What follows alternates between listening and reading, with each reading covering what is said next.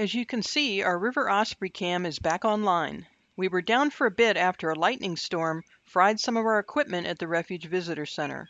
A big shout out to our volunteer cam team for quickly repairing the damaged equipment and getting us back online. Our chicks have clearly grown more since we last saw them.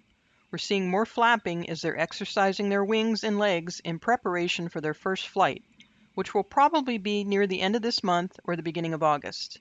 When they flap their wings, they're also learning how to read the wind and react to it.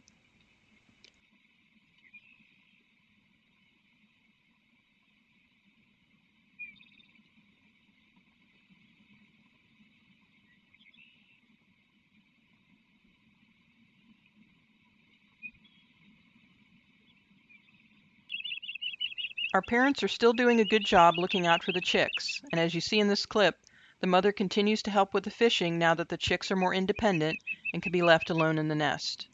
In the next week or so, we'll expect to see the chicks lifting off the nest occasionally and gaining more altitude as they prepare for that first flight.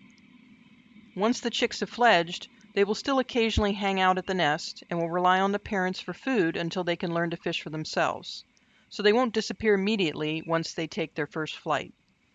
But eventually they'll begin spending more time exploring the refuge and feeding away from the nest.